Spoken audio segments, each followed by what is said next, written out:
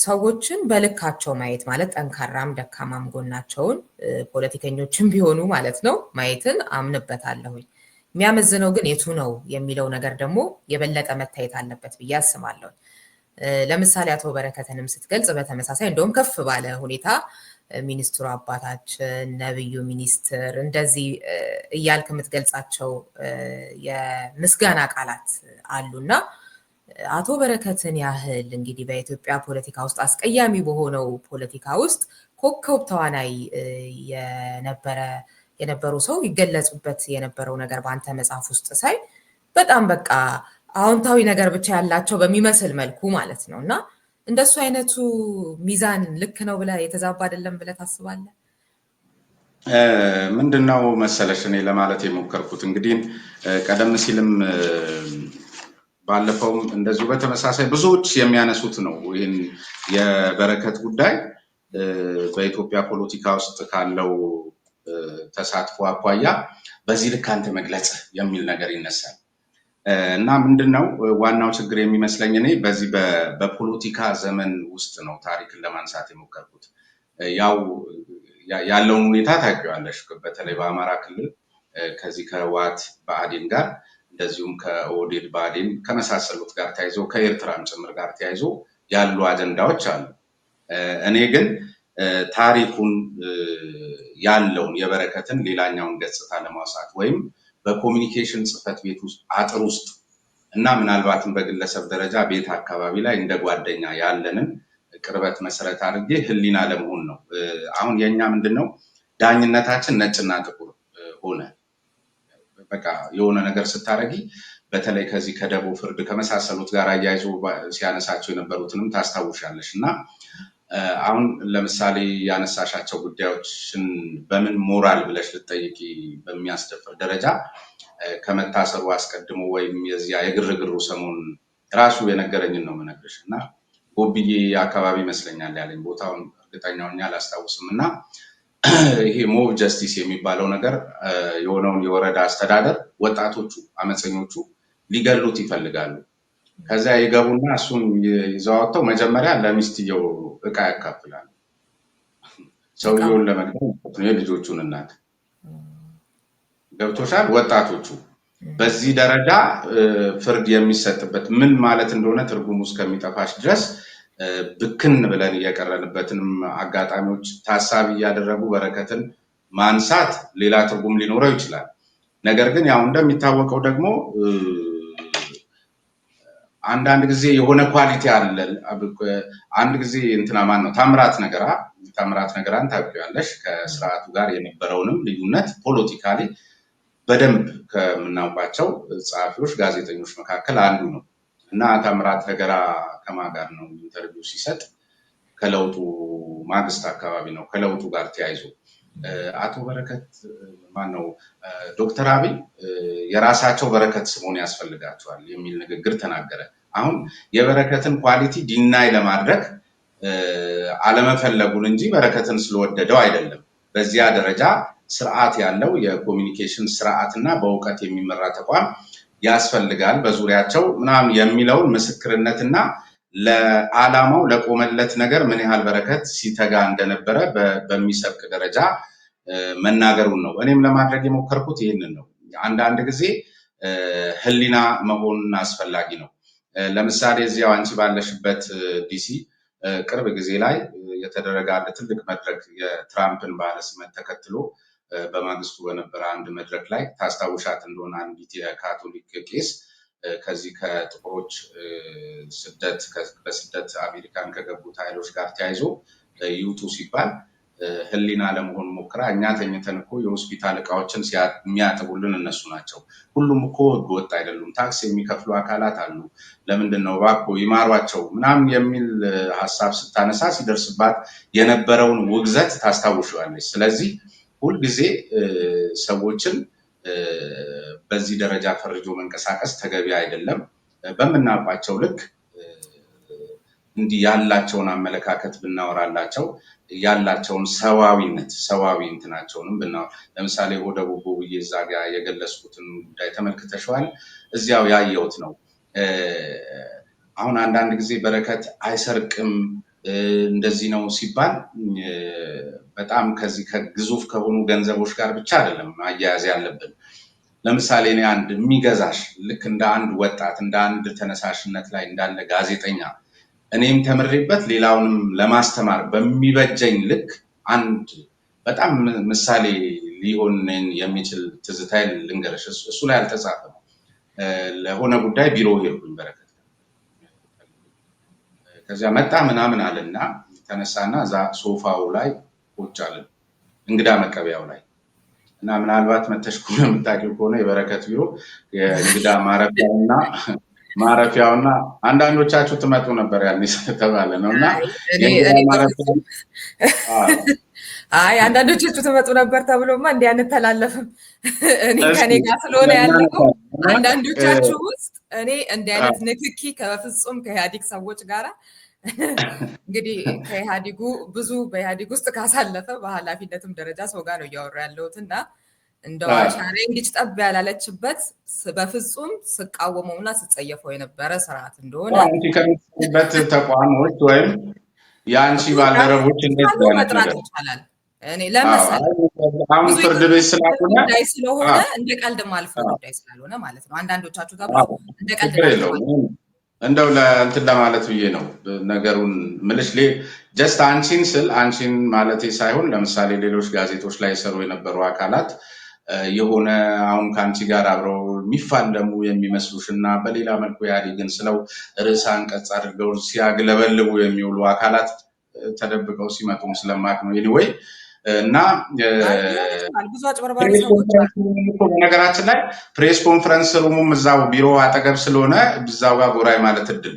ለማንኛውም ከቁም ነገሩ ላለመናጠብ የዚህ እሱ የሚቀመጥበት ይሄ ዋናው የቢሮ ጠረጴዛ እና ወንበሩ ያለበት እና የእንግዳው ረጅም ነው። ከዛ ጸሐፊዋ መጣችና ምን ላምጣ ምናምን ቡና ይምጣል ውሃ እሺ ቡናም ውሃ አልኩኝ ማለት ነው። ከዛ መጣልኝ ውሃ። ከዛ ልክ ለሱም ቀርቦለታል እኮ ከዛ ልከፍተው ስል እሱም ሊከፍት እኮ አንስቶታል። ልክ ትዝ አለው።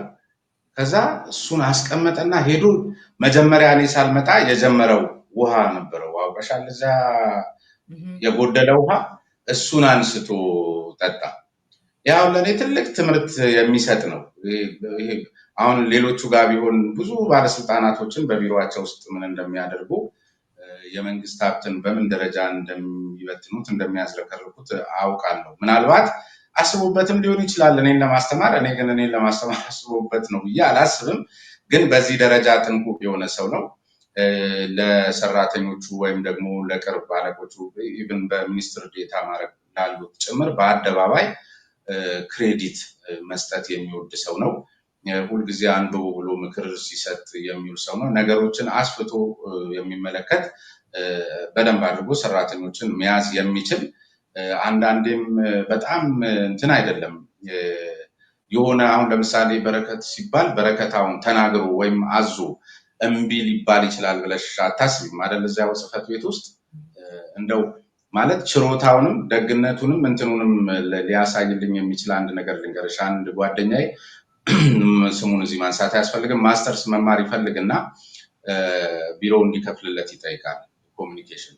እና ይሄ ልጅ የኮንትራት ሰራተኛ ነው እና ለበረከት ሲነግረው እንዲከፍሉ እኛ ከሚያገኘው ደሞዝ ላይ ወይም ገንዘብ ላይ በኮንትራት ከሚያገኘው ገንዘብ ላይ ኮንትራት ሰራተኛ ነው ስልሽ በጣም ብዙ ከሚከፈላቸው መካከል አንዱ ነው። ሊያውም በየሳምንቱ ተከፋይ ከሆኑት ውስጥ አንዱ ነው እና ከዚያ ቆርጠው እንዲያስቀሩ እና እንዲከፈልለት ያዛል ማለት ነው። ከዛ እንዲህ አይነት አሰራር የለንም ብለው እምቢ አሉ ማለት ነው። ከዚያ የመጨረሻው ቀን የምዝገባ ቀን ሲደርስ እውነት ነው የማውቀው ነው የምነግርሽ እና መጨረሻው ቀን ሲቀር ደውሎለት በቃ ከለከሉኝ፣ አሰራራችን አይፈቅዱም አሉኝ አለው እና በረከት ያኔ ባህር ዳር ነበር ያለው እና በቃ አንድ ጊዜ ሌላ ሰው ይደውልልሃል ይለዋል። ያኔ ይሄ ኤቲኤም ምናምን ሞባይል ባንኪንግ የሚባልም የለም። ከዚያ ደውሎላት አሲ ጦር ኃይሎች ሄዳ ነው ለዚህ ልጅ መመዝገቢያውን እየሰጠችው እና ከዚያ በኋላ ከቢሮ እየቆረጠ ሲከፍል የነበረው ይህን ጭምር አስታውሳለሁ። ስለዚህ ነገሮችን የምናይበት እኔ ያየሁት እንዴት መሰለሽ፣ አንድን የአስታ እንጨት ብዙ ጊዜ በመፈግፈግ እሳት ማቀጣጠል ይቻላል። ነገር ግን በዚያው ልክ የበረከትን ስም ደጋግሞ በማንሳት ጥላቻን መዝራት የተቻለ ይመስለኛል። የአስታ እንጨቱም ቢሆን ግን እሳቱ ከተነሳበት ወይም ደግሞ ከእሳቱ ከተጫረበት ባሻገር ያለው ክፍል ቀዝቃዛ ነው። ስለዚህ እኔም በረከትን እሳቱን ለማጥፋት አይደለም የሞከርኩት፣ የበረከትን ቀዝቃዛ ክፍል ለማሳየት ነው፣ በማውቀው ልክ ማለት ነው፣ በኮሚኒኬሽን ስኪል። ከዚያ ውጭ ያለው ፖለቲክስ በዚያ ቢሉት በዚህ ቅድም እንዳልኩሽ እንደ አስታ እንጨቱ ተፈግፍጎ የተዘራ ጥላቻ ስለሆነ ወይም ደግሞ አንዳንዱም እውነት ሊሆን ይችላል፣ የኔ አጀንዳ አይደለም። እሱን ምንም ማድረግ አልችልም። እኔ እሱን እሳት የማጥፋት እሱ ጋር እኮ ነው ስሜነ ችግሩ። የኔ አጀንዳ አይደለም የምትለው ጉዳይ ማለት ነው። አሁን ጥላቻ የሚል በሰፊው አንስተሃል። በዚህ ደረጃ ፈርጆ መንቀሳቀስ በሚል አሁን እዚህ ያለችው አንዲት ፓስተር የተናገረችው ነበር። ትራምፕ ሲመጡ እንዳልከው ለሌሎች ድምፅ የመሆን ለተለያዩ ስደተኞች ህገወጥ ለተባሉ እንደዚሁም ከተመሳሳይ ጾታ ጋር እንደዚህ በተያያዘ ማለት ነው ምህረት ይደረግላቸው እንደዚህ እያለ ያነሳሃዎቹ ነገር አለ። ከበረከት ጋር እንዴት ሆኖ እንደሚሄድ አይገባኝም። እሷ ያላግባብ ሰዎች አይሰቃዩ በማንነታቸው እንደዚህ አይነት ነገር ነው። በረከት ደግሞ አንድ ልጨርስና ሰምቼ ላንተን አንተ ማስጨርሰኝና እንነጋገራለን። ያንን አንተ ደግሞ ልክ በእሷ ቦታ ላይ ሆነ ለበረከት ድምፅ የመሆን አይነት ነገር አድርገህ ነው እንትን ያልከውና እንዴት ሆኖ እንደሚገናኝም በረከት የሆነ የተበዳይ ምናምን አይነት ነገር ሳይሆን መጨረሻው ላይ ሆነው ነገር አለ ተለይቶ የደቦ ፍርድ ምናምን አይነት ነገር ሊፈጸምበት የነበረ እሱ ፍጹም ወንጀል ነው። እኔ በሰዓቱም የምቃወመው ነገር ነው። ምንም ጥያቄ የለውም። ያ ማለትና በረከትን አዎንታዊ የሚባሉ ነገሮችን ብቻ አንስቶ የሆነ ጥሩ የነበረ ሰው አድርጎ የማሳየቱ አይነቱ ነገር ያያቸው ነገሮች አሉ። ያየኸውን መጽሐፍ ልክ ነው። ጥሩንም መጥፎንም ሳይድ ማሳየት ጥሩ ነው። አንተ ግን እንደሱ አይደለም ያረከው አዎንታዊ ያልካቸውን ነገሮች ብቻ ነው የጻፍከውና አሁን ያንተ መጽሐፍ ብቻ የሚያነብ ለምሳሌ አንድ ሰው ቢኖር ብለን ብናስብ የሚይዘው የተዛባ ነገር ነው የሚሆነው እንጂ ትክክለኛ ነገር አይደለም። ሁለቱንም የማሳየት ነገር አይደለም እንዳልከው እየሰራ ያለው ጥቁር እና ነጭ ነው የተለመደው ብለሃል። በፍጹም እንደሱ አይነት አካሄድ እኔም አላምንም። የሆነውን ነገር እውነትን በመግለጽ አምናለሁ። ግን በረከት ይሄ ብቻ ነበር ወይ? አንተ እንደገለጽከው ብቻ ነበር ወይ? አንዳንዱን ነገር እጅግ በጣም አስቀያሚውን ነገር ሳይቀር በጎ አድርገህ የገለጽክለት አለ። ሌላውን ተው። እኔ በረከት በግል ስል በመቃወሜ ምክንያት ተቃውሜ በመጻፌ ምክንያት የሆነውን ቀጥ የእሱን እጅ አሁን በዚህ መድረክ ማንሳት አያስፈልገኝም። እሱን ማቀውን ልተውና ማለት ነው በአንተ መጽሐፍ ብቻ ያለውን በረከት አንስቼ አንተ ያቀረብክበት መንገድና ሊቀርብ የሚገባው መንገድ ይሄ ነበር ወይ የሚለውን እስኪ ምላሽ ስጥበት። ለምሳሌ ከአንዱ የብልጽግና ሰው ብለህ ከገለጽከው ጋር እያወራችሁ ነው። የሰው ልጅ በመሞቻው ሰዓት እውነታውን ይናገራል የሚባለው እውነት ሳይሆን ይቀራል ብለህ ነው ሲል በጥያቄ ጀመረልኝ። እንዴት አልኩት። ይሄ እንግዲህ ነብዩ ሚኒስትር ብለህ የገለጽከው ንዑስ ርዕስ ውስጥ ነው። በብአዴን የመጨረሻው የማዕከላዊ ኮሚቴ መድረክ ላይ ትንሹ ትልቁ ወትሮውን በረከት ሲናገረው ቀርቶ ሲተነፍስ በማጨብጨብ የምናውቀው ሁሉ በረከትን ከተሰቀለበት ማማ ወርዶ እየፈተፈጠው ነው። በረከት ያቺ መድረክ ከብአዴን ፍቺ የሚፈጸምባትና የበረከት አስተሳሰብ ወደ መቃብሩ እያመራ መሆኑን የተገነዘበበት መድረክ ነው ሲል ቀጠለ። በረከት የመሞቻ ዋዜማ መሆኑን አውቆ ጎበዝ አትቸኩሉ፣ በስሜት የምታመጡት አንዳች ነገር የለም። ኢህአዴግ እስካለ ድረስ ብቻ መኖር የምትችል ኢትዮጵያን የሰራ ነው። ለውጥ እንደሚያስፈልግ ከእናንተ አስቀድሜ ሙግት የጀመርኩት እኔ ነኝ።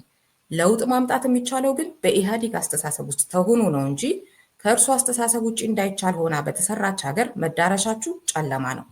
ከኢህአዴግ አስተሳሰብ ውጭ ለ27 ዓመታት የገነባናትን ኢትዮጵያ ያሻችሁትን ለማድረግ ብትሹ አንድ የምርጫ ዘመንም ሳትዘልቁ መፈራረሳችሁ ይልቁንም ሀገሪቱን ከማትወጣው መቀመቅ ውስጥ እንደምትጨምሯት እወቁ። በዚህ ሳያበቃም የመጀመሪያው ገፈት ቀማሽና መከራ ተቀባይ የአማራው ህብረተሰብ መሆኑን ከአዳራሹ እየወጣ እንደዋዛ ነገረን ሲል አፉን በጉንጩ ላይ ጭኖ ትንቢቱ እየተፈጸመ መሆኑን በሚያረጋግጥ አግባብ አወጋኝ። በለውጡ ማግስት እንዲህ ያለኝ አፈቀላጤ ዛሬ የመጀመሪያው የበረከት ትንቢት ተፈጻሚ ሲሆንበት ብመለከት ነብዩ ሚኒስትር ለማለት ድፍረቱን አገኘው። ሌሎቹና በረከትን የሰሙ ብአዴኖች ሁሉ አፈቀላጤው ከነገረኝ 5 ዓመታት በኋላ የባሰበት እየሆነ ያለውን ፖለቲካ ሲያጤኑት ምን ይሉ ምንስ ይሰማቸውን ስል ከማብሰልሰል ውጪ አማራጭ ባይኖረኝም የበረከትን ትንቢት የነገረኝ ግለሰብ ግን ዛሬ ከሰሞኑ የበረከት ትንቢት የመጀመሪያው መፈጸሚያ ሆኖ በብልጽግና ፓርቲ እየተሳደደ የሚገኝና ማረፊያ ያጣ ግለሰብ መሆኑን ለመመልከት በቅቻለሁ። ሌላ የትም አልሄድም። እዚቹ ላይ አንተ አዎንታዊ አድርገህ የገለጽከው ነብይ አድርገህ የገለጽከው ነገር መልሱ እዚሁ ውስጥ አለ። ኢትዮጵያ ከነሱ ውጭ እንዳትኖር አድርገው የገነቧት ለውጥ ከሆነም ኢህአዴግና ኢህአዴግ ውስጥ ከዚህ በላይ በደለኛ ሰው ምን አለና ነው በረከት አዎንታዊ ነገሩን ብቻ ያቀረብክልን የሚለውን እስኪ። እሺ ልንገርሽ እንግዲያው አሁን ያልሽኝን እሱ ብሏቸው የነገረኝን ነው እሱ ጋር የጻፍኩት አይደል? ከኛ ውጪ ልክም ነው ብለህ ማለት ነው። ከኛ ውጪ ያልሆነች ልነግርሽ ነው እንጂ በረከት ለኔ ይሄን አላለኝም። ሰውየው ነው አለኝ ብሎ ያለኝ። ስለዚህ ሰውየው አለኝ ብሎ ያለኝን እንደወረደ ማስፈር ለኔ የበረከትን ጥሩ ገጽታ ሊያጠለሽብኝ አይችልም። የገለጽኩበት ሁለተኛው ኮንቴክስት ደግሞ ማውረድም ወይም ደግሞ ማስተካከልም የሚቻለው በስርዓትና በአብዮታዊ ዴሞክራሲ የአሰራር ስርዓት አግባብ እንጂ ከመሬት ተነስተ አብዮታዊ ዴሞክራሲ የጨለማ ዘመን ነበር ብለህ እዚህና እዚህ በማውገዝና በዚህ በስሜት ወይም ደግሞ ከጀርባ ካለ ሞብ አይደለም የሚል አይነት ነው ገለጻ እሱ የሰጣቸው። ኢህአዴግ ውስጥ ከሆነም ይሄ የሚለው ግን ቀጥታ ነው ያነበብኩት ቃል በቃል በኢህአዴግ ውስጥ ካለ ድረስ ብቻ መኖር የምትችል ኢትዮጵያን የሰራ ነው ብሎ አለኝ አለ። ኖርማሊ አሁንም መኖር እንዳንችል የሆንበትን ሁኔታዎች ያየን ነው። አሁን በረከት ይሄን ሲለው በረከት ለብቻው አይደለም የሰራው፣ እንግዲህ ኢህአዴግ ነው ኢህአዴግ ነው አንድ ኢህአዴግ ነው። ስለዚህ ኢህአዴግ ለሰራው ነገር ሁሉ ነገሮችን ለበረከት ማሸከም ተገቢ አይደለም። ልክ እንኳን ባይሆን ራሱ ግን በኩራት የሰራ ነው። ልክ እንኳን ባይሆን ልክም ቢሆን ደግሞ በረከት ይህንን ማለቱ እዚያ ጋር ያነሳ ነው ለአጀንዳችን ተያያዥ የሆነ ጉዳይ ጋር ተያይዞ እንጂ ራሱን በቻለ የበረከትን ሚና የተመለከተ ነጥቦችን በጠቀስኩበት ምዕራፍ ላይ አይደለም። ሁለተኛ አስጨርሽኝ። ይሄ ቻፕተር ኮሚኒኬሽን ጽህፈት ቤት ነው የሚለው ይሄ ቻፕተር አይደል? በረከትና የበረከት ልጆች በሚለው ውስጥ ነው። በረከትና የበረከት ልጅ በንዑስ ምዕራፉ እሱ ሆኖ ግን ትልቁ ቻፕተር ኮሚኒኬሽን ጽህፈት ቤት ነው። ነብዩ ሚኒስትር የሚለው ውስጥ ነው። በኮሚኒኬሽን ጽህፈት ቤት ክፍል ውስጥ በበረከትና የበረከት ልጆች ምዕራፍ ስር ነው ያለው። ስለዚህ እኔ ላነሳ የሞከርኩት በረከትና የበረከት ልጆችን በኮሚኒኬሽን ጽህፈት ቤት ውስጥ ነው። ስለዚህ በኮሚኒኬሽን ጽህፈት ቤት ውስጥ የማውቀውን በረከት እንጂ አማራ ክልል የማውቀውን በረከት አይደለም፣ ወይም እዛ ሰላ ድንጋይ ማውቀውን በረከት አይደለም፣ ወይም ባህር ዳር ላይ ማውቀውን በረከት አይደለም ለመጥቀስ የፈለኩት። እዚያም ላይ በግልጽ ተመልክቼዋለሁ። ስለዚህ ይሄ የበረከትን ሁለንተናዊ ጉዳዮች የሚዳስስ መጽሐፍ ስላልሆነ በኮሚኒኬሽን ጽህፈት ቤት ውስጥ ያለው እና ሊወሰድለት የሚገባ ቁም ነገር ስላለው እኔ ማውቀውን ነው የምልሽ። በነገራችን ላይ አንዳንዶቹም ከዜና ባሻገር ወይም ደግሞ ሰዎች ሲሉ ከመስማት ባሻገር በዚህ ደረጃ አውቀዋለሁ እያልኩ ወይም ይሄ አሁን አንቺ የምታነሽልኝን ከኢትዮጵያ ጋር ተያይዞ በረከት ላይ የሚነሱ ጉዳዮችን እኔም በመስማት እንጂ በተግባር ያየሁትና ማረጋገጫ ያሉ ነጥቦች አይደሉም። ነገር ግን አሁንም ከቅድሟ ሴትዮ ማነሽ ከዚህ ከካቶሊካዊቷ ጋር አያይዘሽ ምን ያገናኘዋል ላልሽው ጉዳይ ለምሳሌ ሁሉም እዚያ ጋር ከዚህ ከስደተኞች ጋር ተያይዞ በአንድ በኩል የሚያያይዘውን ምልሽ ሴትዮዋ የነበረችበትን ሁኔታና የአሜሪካንን ፖለቲካ ከበረከትና ከኮሚኒኬሽን ጽህፈት ቤት ጋር ላያይዝልሽ አይደለም። እዛ መድረክ ላይ ግን ከስደተኞች ጋር በተያያዘ ሙሉ አዳራሹ አንድ አይነት የሚመስል ወይም የሚበዛው ሰው ተመሳሳይ አቋም ይዞ ለመፍረድ ሲሞክር ህሊና ለመሆን ነው እንጂ ሴትዮ የሞከረችው። እንደ ምሳሌ ነው የምልሽ። እኔም በቅድም ያነሳሹን ጨምሮ ብቻ ሳይሆን ከቲፒኤልኤፍ ከኤርትራ ከመሳሰሉት ከሻዕቢያ ከመሳሰሉት ጋር ተያይዞ በረከት ላይ የሚነሱ በርካታ አጀንዳዎች አሉ። ነበሩ፣ አሁንም ቀጥሏል። ይብል በተለያየ መልኩ ይጻፋሉ፣ ይዘፈናሉ፣ ምን ይሆናሉ። ነገር ግን ደግሞ ከበረከት ደግሞ ሌላ ያልታየና ያልታወቀ በኮሚኒኬሽን ጽሕፈት ቤት ውስጥና በግሉ እንደ ጓደኛ በቤተሰቡ ዘንድ ደግሞ ይሄ ነው በረከት። ይሄኛውን ስል ነው ማሳየት የሞከርኩት። ከዚያ ባሻገር የሆነው የኔ ጉዳይ አይደለም፣ አጀንዳይም አይደለም። ሆኖም እንኳ ቢሆን አይመለከተኝም።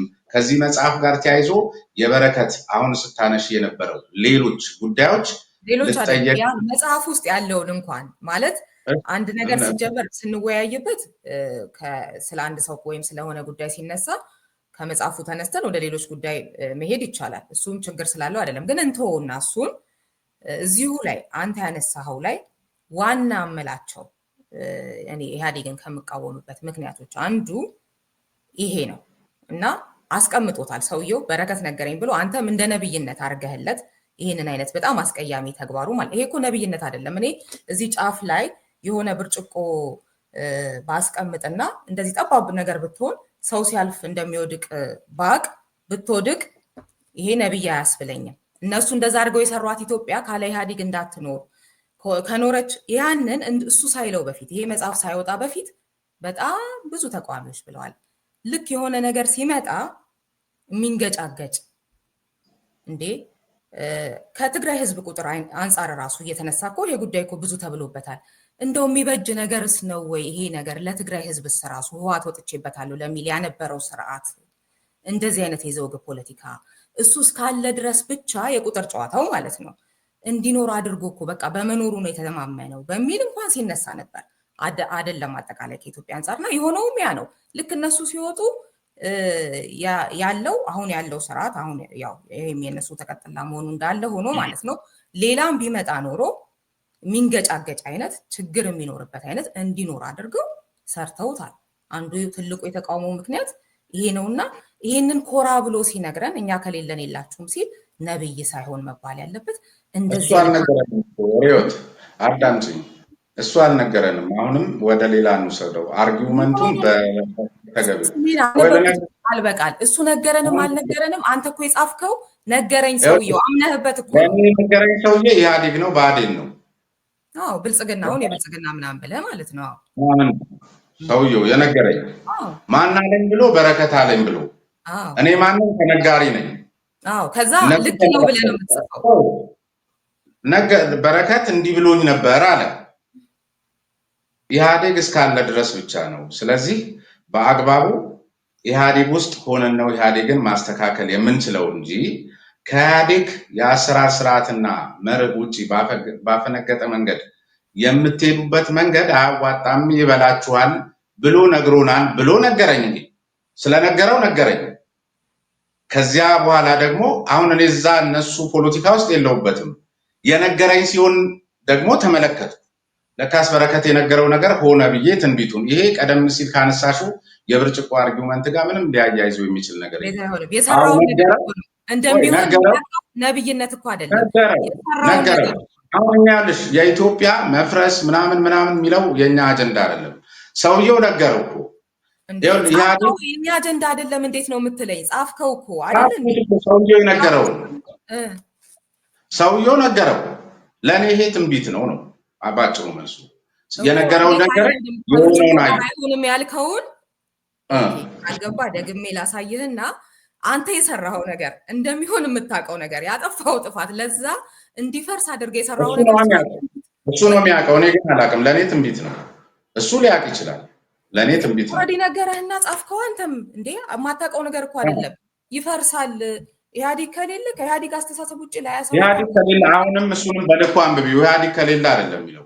ኢህአዴግ ማስተካከል የሚቻለው በኢህአዴግ ውስጥ ተሁኖ በኢህአዴግ የአሰራር ስርዓትና መርህ። በነገራችን ላይ ይሄም ለውጥ የመጣው በኢህአዴግ ውስጥ ተሁኖ ኢህአዴግ ባደረገው የጥልቅ ተሃድሶ ውጤት ነው እንጂ ከዚያ ባሻገር በሆነ ግርግር የመጣ አይደለም። አንዳንዶች ሊመስላቸው ይችላል እንጂ ኢህአዴግን በተነሱ አመጾችና ምናምኖች ፈንቅለው የጣሉ የሚመስላቸው ኃይሎች ሊኖሩ ይችላሉ። በእኔ ግምገማ ግን እቺም ብትሆን የመጣቸው በኢህአዴግ የጥልቅ ተሃድሶ የግምገማ ውጤት ነው ብዬ ያስባለሁ። በተለይ ይሄ መልእክት እዚህ ላይ የተጻፈው መልእክት እኔ ለብአዴኖች የተላለፈ ነው። ወይም ደግሞ እኔ የፓርቲ አባል ባልሆንኩበት ሰዓት ላይ ነው። ብአዴን ነው ሰውየው ይሄን የሚነግረኝ። ከሆነ ጉዳይ ጋር አያይዘን ስናነሳ የሆነ ነገር አልዋጥል ሲለው እንዲህ እኮ ብሎን ነበር፣ ይሄ ነገር ግን ሰው በመሆኑ ሰዓት የሆነ እውነት ይናገራል እንዴ ምናምን ነገር አለ። ከዚያ በኋላ ምን አላችሁ ስለው ከብዙ በጥቂቱ እሱ ላይ ተጽፏል ያላቸው ነገር ኢሚዲየትሊ አብዮታዊ ዲሞክራሲ የጨለማ ዘመን ነበር፣ አብዮታዊ ዲሞክራሲ የአማራ ጠላት ነው፣ ጸረ አማራ ትርክትን ያንጠለጠለ ርዕዮት ነው፣ ስለዚህ አንቀበለውም ብለው የተናገሩትም ብአዴኖች አካባቢ ይመስለኛል። የመጀመሪያው አብዮታዊ ዲሞክራሲ ላይ የተነሳበት ጅራፍ የመጣው ከአማራ ክልል አካባቢ ነው። ስለዚህ ልክም እንኳን ባይሆን አብዮታዊ ዲሞክራሲ ማስተካከል የምትችሉት እዚያው በብአዴን እና በኢህአዴግ ማዕቀፍ ውስጥ ሆናችሁ ነው፣ ሀገሪቷ የተሰራችሁ እንደዚህ ነው ብሎ ነገራቸው። አልሰሙትም ብሎ ነገራቸው። እኔ ሶስተኛ ወገን ሆኜ የሰማው የነገራቸው ሆኖ ሲታይ ለእኔ ትንቢት ነው። ኦኬ ይሁንልህ። ግን አሁን በአስተካክለሽ አንብቤው ያልከውን ቃል በቃል ነው ያነበብኩት። እንግዲህ አድማጮቻችን አስተካክሎ ማንበብ ማለት አንተ ልትል የፈለግከውን እኔ አሁን በነገርከኝ እየተነሳው እንዲህ ነው ሳይሆን ቃል በቃል ነው። ኢህአዲግ እስካለ ድረስ ብቻ መኖር የምትችል ኢትዮጵያን ነው የሰራ ነው። ያው በድጋሚ ሳነበው ማለት ነው። ይሄንን በደንብ አብራርቶ እንዴት አድርጎ እንደሰራ እንደው ለውጥ እንኳን ቢሆን በኢህአዲግ አስተሳሰብ በኢህአዲግ ስር ውስጥ ሆኖ እንደሆነ አድርጎ በኩራት ወጣ። ያም ሆነ ተብሎ በትንቢት ማየት እኔ የሰራሁትን ነገር መናገሬ ምን እንደሚያመጣ ውጤቱን ማቀውን ነገር እንደ ነብይ ያሳየኛል ወይ? ለዛውም በአዎንታዊ የሚጠቀስ ነብይ ሀገር የማፍረስን ስራ የሚለውን ነገር እሱ በጣም ስላስገረመኝና ያው ምላሽን ለመስማት ነው። አሁንም እዚህ ላይ ላስተካክልልሽ የምፈልገው ነገር ይሄን አጀንዳ ስታነሺው በእኔና በበረከት መሀል ሌላ ሰው መኖሩን እያስታወሽ ለእኔ ትንቢት ነው። ለእኔ የደጅ ተመልካች ነኝ። እኔ የደጅ ተመልካች በመሀላቸው ያለ ያገናኘኝ ገርሞት ነው የነገረኝ። ያም ከፍተኛ አመራር የማዕከላዊ ኮሚቴ አባል የሆነ ሰው ነው።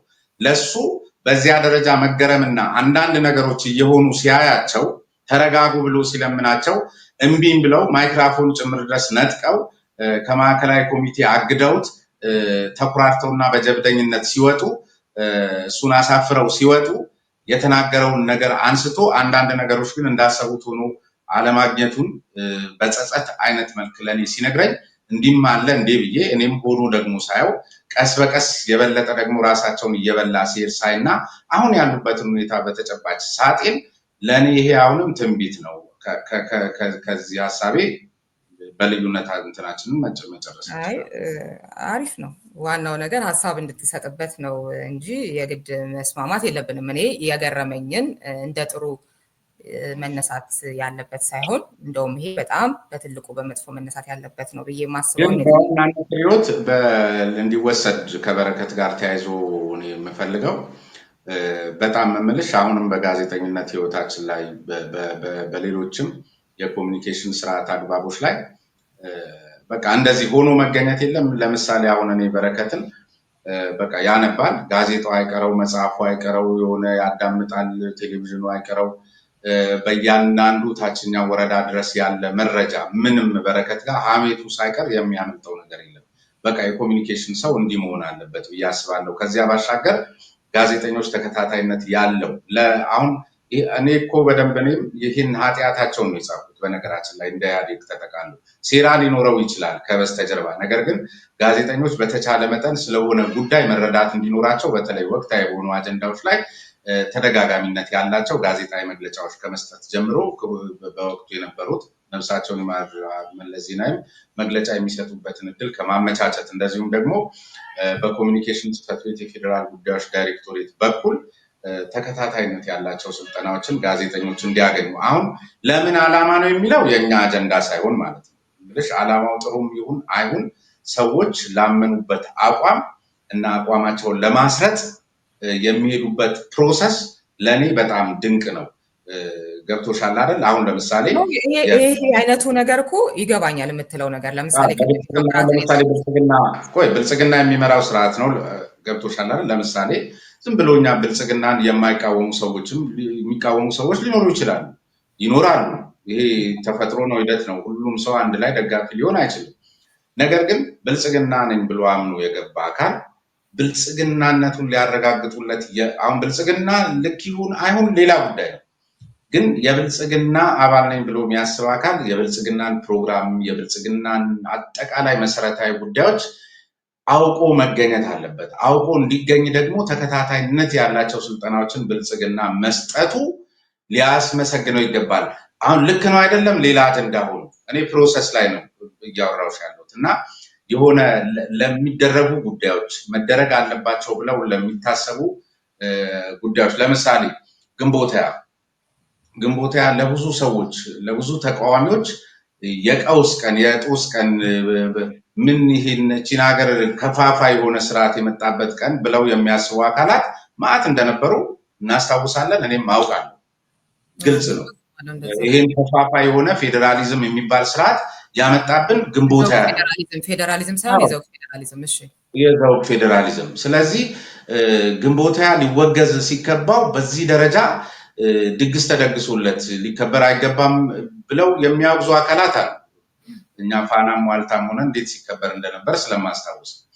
ነገር ግን አሁን እኔ ግንቦት ሃያ ይሄንን የዘውግ ፌዴራሊዝም አምጥቶ ሀገሪቷን ስለከፋፈለ ምናምን ጋር አይደለም አጀንዳዬ። ግንቦት ሃያ መከበር አለበት ብለሽ አምነሻል አይደል? እንዲከበር የምትሄጂበት መንገድ ሲከበር ደግሞ በዓሉ በምን አይነት ስርዓትና ዲሲፕሊን መመራት አለበት።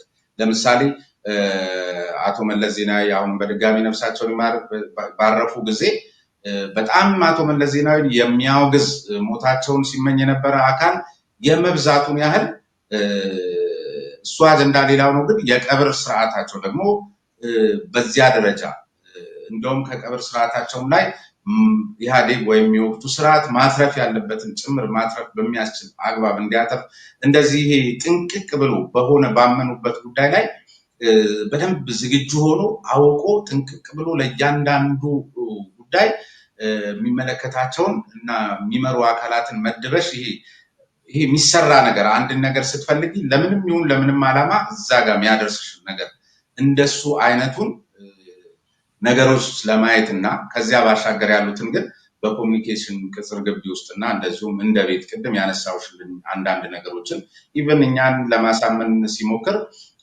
ሁልጊዜ ከእኛ ጋር ራሱ በሚኖረው ዲያሎግ አቅጣጫ ሲሰጠን የጥቂት ሰዎች ስብሰባ ላይ በራሱ የሚያነሳቸው ምሳሌዎች ሪሰርች ናቸው።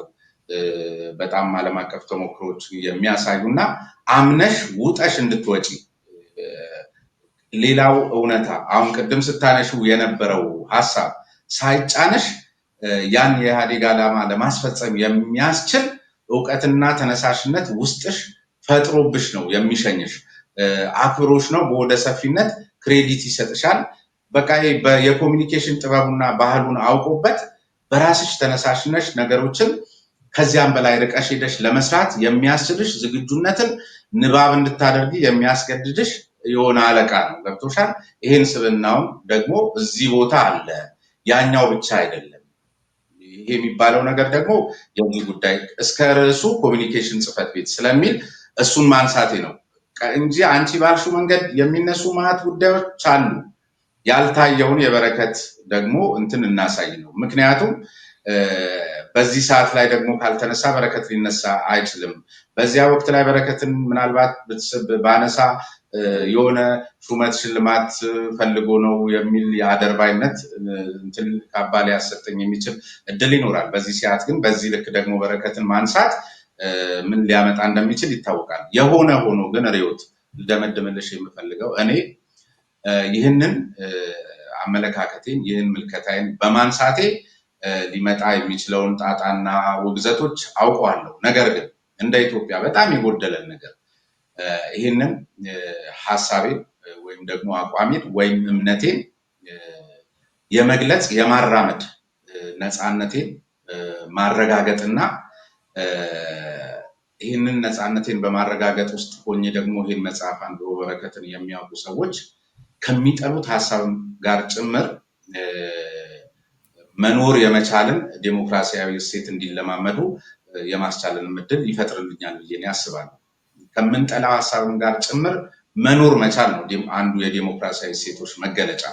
ስለዚህ የኔ እውነት ይሄ ነው ብዬ ስናገር በእርግጥም እንዳልኩሽ ከዚያ ባሻገር ያለው ቅድም አንቺ ካነሳሻቸው ምሳሌዎች ጋር ተያያዥ የሆኑ ማዕት ሊያከራክሩ የሚችሉ ጉዳዮች አሉ። አንዳንዶቹም እውነት የሆኑ ምናልባትም እሱም ራሱ የሚቀበላቸው አጥፍቶ የነበረ መሆኑን በጋራ እዛ መጽሐፊም ላይ እንደተረኩት በነ ገብረ ሕይወት ባይከዳኝ ልክ እንዲታዩ ጉዳዮች ያሉ የመሆናቸውን ያህል በትንሣኤ ዘኢትዮጵያ ላይ ደግሞ ብትን አድርጎ የገለጸውና ከዚህ ከዘውግ ፌዴራሊዝሙ ከመሳሰሉትም ጋር ተያይዞ የኢህአዴግን ጭምር የራሱንም ተሳትፎ ሊያስቀጣው የሚገባውንም ጉዳይ በነገራችን ላይ ያንዳንዳችን ያለብንን ኃጢአት መቀበል አለብን ብለው በየመድረኩ ላይ ደፍረው ከሚናገሩ ግለሰቦች መካከል በረከት ብቻ ሳይሆን አንደኛው ጌታቸው ነው። በዚህ አጋጣሚ ይሄ ላጠፉት ጥፋት የማያፈገፍጉ ወይም ደግሞ ወደ ሌላው ለማላከክ ከማይሯሯጡ ሁለት ጥቂት ሰዎች መካከል ሁለቱን አውቃለሁ። ጌታቸውም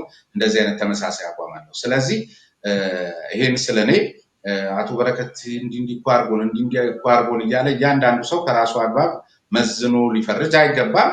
በእርግጥም እንዳልሹ ከበረከት ጋር ተያይዞ ብዙ ሰዎች ብዙ የደረሰባቸው ሊኖሩ እንደሚችሉ ገምታለሁ። ምናልባትም ያሉትንም የማውቃቸውም ሊኖሩ ይችላሉ። ገብቶሻል?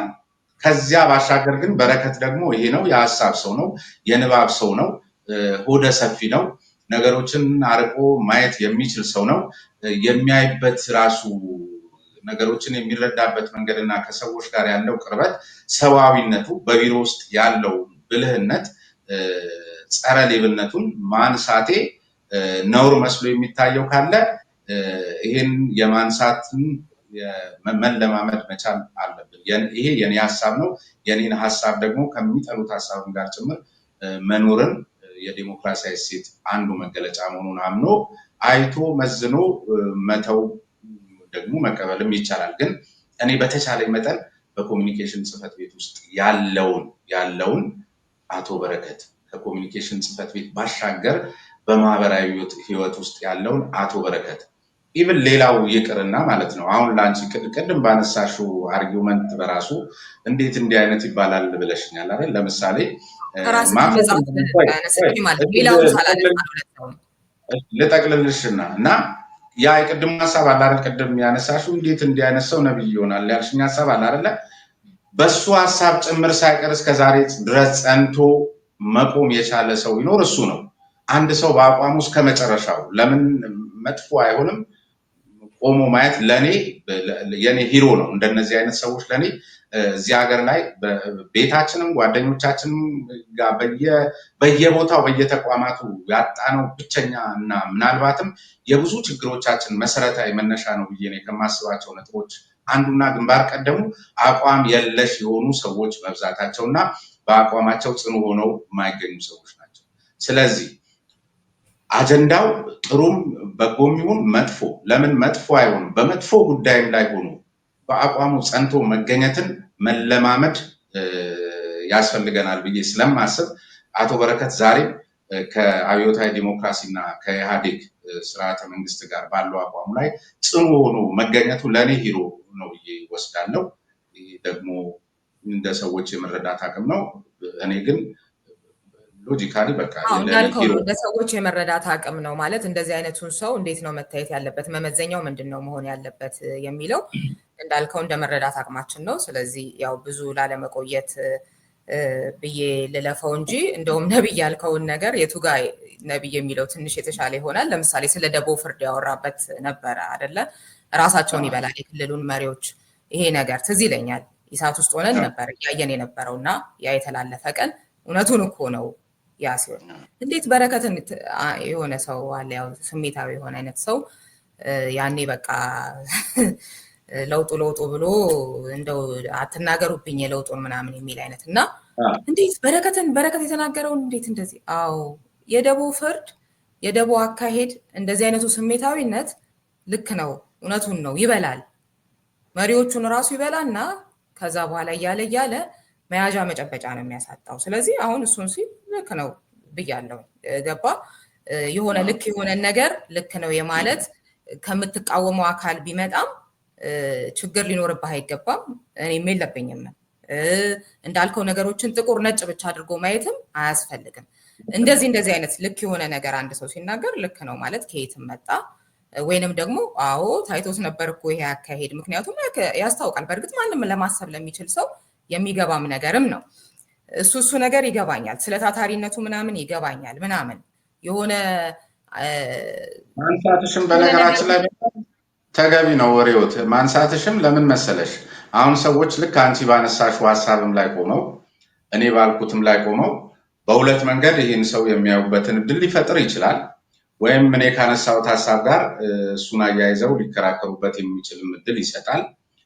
በጨዋነት ደግሞ አንቺ ባልሽውን መንገድ አይቶ ደግሞ እንዴት እንዲያነሳ የሚልም እንደዚህ ነገሮችን ከፋፍሎ አይቶ አንዳንድ ጊዜ እዚህ ሀገር ላይ አሁን አንቺ የተናገርሽውን ለማገዝ ነው ሲነሳ ሲጀምር ገና በዱላ የሚጀምር አለ። ለምሳሌ እንዲህ ገና ማሰብ መጻፍ ብሎ ሲጀምርልሽ ወይ የሰውየው መጥፎ ገጽታውንም ለማየት አትችም ወይም ጥሩ ገጽታውንም ለማየት አትችም እና በዚህ መንገድ ማስቀመጥሽም ተገቢ ነው ብዬ ስለማስብ ነው። ሰዎችም ማየት የሚችሉበትን እድል ስለሚሰጥ። አዎ እና በተቻለን መጠን እንዳልከው ጥቁር ነጭ በሚለው ሳይሆን ሁለቱንም ማየቱ ጥሩ ሆኖ እያለ ይሄኛው ግን ትንሽ የተዛባ ሚዛን እንደሆነ በራስ እንኳን ጽሁፍ ውስጥ ሌላውን በረከት ብንወጣ ብንተወው እንደዛ አይነት ነገር ስለተሰማኝ እሱ ላይ መልስ እንድትሰጥበት ነው። ያው አንተም ደግሞ የሚመስልህን ሀሳብ ሰጥተሃል።